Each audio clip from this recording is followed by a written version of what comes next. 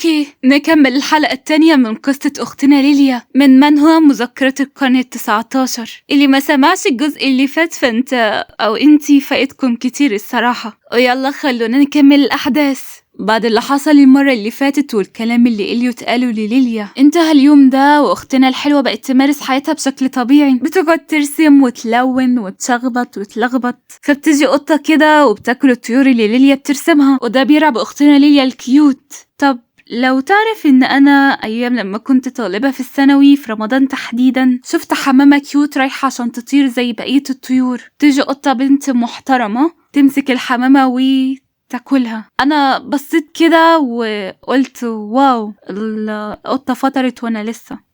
المهم خلونا نكمل. الخادم اللي مع ليليا بيقتل القطة دي، وليليا اللي بتكون مرعوبة من المنظر بس بتطمن الخادمة وتقول لها انها تمام والدنيا فل الفل، وبتستأذن تمشي. فليليا بتاخد نفسها وبتطلع تجري من الرعب اللي شافته. بتطلع للطابق اللي فيه اوضتها بس بيجيلها الفضول لغرفة المركيزة. طبعا اوضة ليليا في ريح الأوضة دي، فخرب بيت الفضول يا اخي. تقعد تتنصت على الباب وبتحس ان في صوت جوه، ولما تيجي تحاول تفتح الباب فبيجيلها رد من ورا الباب: من هناك، إياكي تفتحي الباب. ليه؟ لأن ويليام مش هيسمح بكده. ليليا لما سمعت الصوت اللي ورا الباب فكرها بنفس صوت السيدة اللي كانت بتجري، فتسألها ليليا إذا كان أخوها بيهددها، والسيدة دي تقول لها إنها كانت شبه ليليا كده في الأول. فليليا بتنهار على الأرض وبتفتكر كلام رئيسة الخدم بإن كان في نساء تانية قبلها. هل انتي برضو جيتي على إنك انتي أخته؟ طب ليه انتي مسجونة هنا؟ وكمان إيه اللي حصل للنساء التانية؟ أنا مقدرش أقولك أبدا، لكن الشخص ده مش سيء. الأفضل ليكي إنك انتي ما تتركوهوش أبدا. إياكي تقوليله إنك انتي قابلتيني، ونصيحة تانية مني، لازم تطيعيه وتحبيه وتسمعي كلامه وإلا.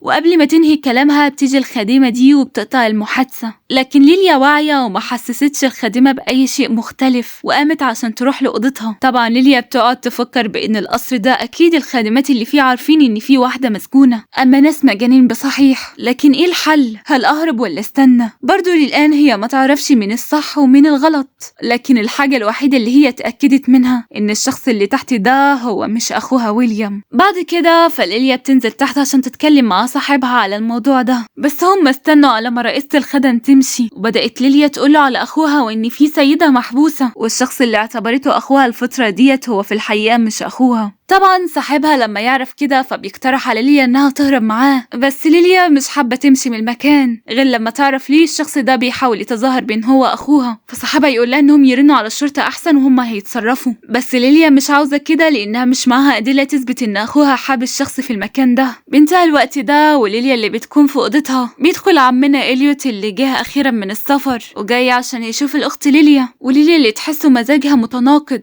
مرة فرحانة ومرة متعصبة. فإليوت بيديها هدية كده، فليليا بتتأثر بالهدية دي وعمنا إليوت بيروح يلبسها لها، وهي اللي بتكون طايرة من الفرحة: البروش طلع حلو عليكي. وليليا هنا كل تفكيرها وهمها الإليوت كان لطيف مع السيدة المحبوسة برضو، فهي بتسمع بنصيحة السيدة دي وبتحزم أمرها وبترد على اعتراف إليوت بتاع المرة اللي فاتت: أخويا، أنا فكرت كويس باللي أنت قلته ليا المرة اللي فاتت، بس أنا عندي سؤال قبل ما أجاوبك. هل أنت عاوز تتجاوز الخط معايا عشان أنا أختك بالدم؟ لا، مش عشان إنك أنتي أختي، بل لإني عاوزك أنتي وبس. طب أنا موافقة أكون معاك عشان أنا برضو بحبك. إيه؟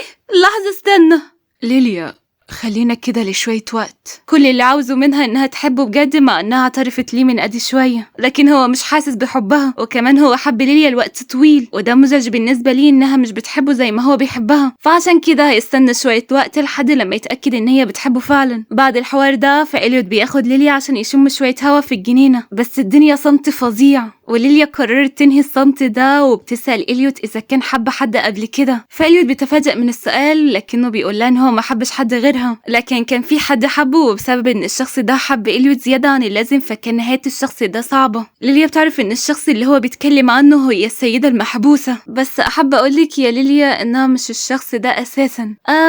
مش عاوز أحرق، فخلونا نكمل. إليوت بيحب يغير الموضوع وبيتكلم عن علم الوراثة، وإن الإنسان بيورث الصفات من الوالدين، على سبيل المثال الأمراض العقلية، وحطوا مليون خط على الأمراض العقلية. ليه؟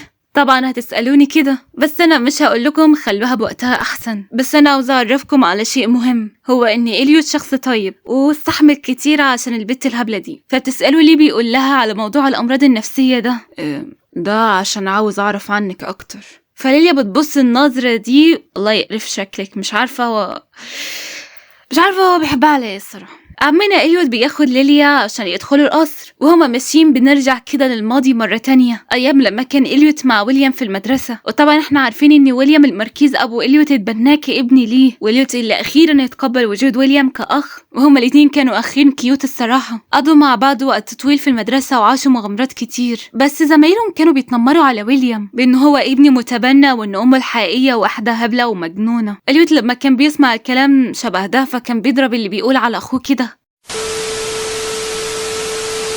بيعدي الحوار ده اليوم حفلة في قصر المركيز، وإليوت اللي بيخلي ويليام يجي معاه عشان يتنصت على كلام أبوه والناس اللي جوه. كانوا بيتكلموا طبيعي لحد لما جت سيرة ويليام وإن إزاي إن المركيز اتبناه، بس المركيز حب ويليام وعشان كده اتبناه وحاليا دلوقتي هو ابنه. ففي واحدة بتدخل في نص الكلام وتتكلم عن أبو ويليام الحقيقي وأمه والمأساة اللي حصلت بينهم، وطبعا إحنا مش عارفين هي إيه. ففي واحد تاني بيفتح على موضوع بإن ويليام كان ليه أخت، إيه اللي حصل ليها وليه المركيز ما اتبنهاش. فالمركيز أعطى إجابة فظيعة الصراحة، بإن هو مش مهتم للبنت دي ولا حتى عاوز يعرف مكانها. إليوت زعل إن هو جاب ويليام في مكان ما ينفعش يجيبه ليه، ولما بيحاول يعتذر ليه فويليام بيتجاهله. ولما يزيد إصرار إليوت إن هو يصالحه بأي شكل فويليام بيتعصب عليه وبيحصل خناقة بينهم. بس ويليام بيكون محبط من اللي بيحصل لأن هو متبنى، وغير كده فهو مش لاقي أخته الوحيدة. وإليوت اللي زعلان على كل اللي عمله لويليام، وبيقرر إليوت إن هو يدور على أبوه، على الأقل يحاول يقنعه إن هو يدور على أخت ويليام. بس بيسمع صوت أبوه بيتخانق مع حد، وإليوت اللي بيقرب شوية وبيلاقي البنت العسولة دي. الولد أعجب بيها في لحظتها. طبعا المركز بيتخانق لأنه مش عاوز البنت دي هنا، على الرغم إن الراجل اللي شايلها عاوز بس إن هو يوري البنت لأخوها، بس المركز رافض. وإليوت اللي بيجي وراها عمه وبيمنع إليوت بإن هو يروح يقول لويليام. وطبعا ليليا بتكون ساعتها مشت وانتهى الموضوع. نيجي للأخت ليليا، بتكون ساعتها بتتكلم مع صاحبها وهو بيقنعها إنها تهرب معاه ويسيب القصر المرعب ده. ليليا بترفض موضوع الهرب حاليا عشان هي عاوزة تعرف أكتر عن السيدة المحبوسة وعن الشخص اللي عامل نفسه أخوها، والحلوين مش عارفين إن في خادمة بتراقبهم أصلا. يا نهار أبيض، رحنا كده في داهية. المهم إن الوقت بيعدي وإليوت وليليا بيكونوا في المكتبة، فليليا بتسأل إليوت عن الكتاب اللي هو بيقراه، فبيقول لها إن هو كتاب عن الجهاز العصبي. الصراحة كتاب جميل، بس أنا مش جاي هنا عشان أقرأ كتاب، أنا هنا عشان أتكلم معاكي شوية. تعالي جودي هنا. على فكرة عارف إنك انتي مش بتحبيني. إيه؟ لا أنا ما تحاوليش تقولي كلام غير كده. مش عارف أعمل إيه عشان أخليكي تحبيني، وكمان مش عارف أعمل إيه لصاحبك اللي انتي دايما بتتكلمي معاه. على فكرة أنا ما بقيتش فاهماك ومش فاهمة إيه الممتع في علاقتنا دي.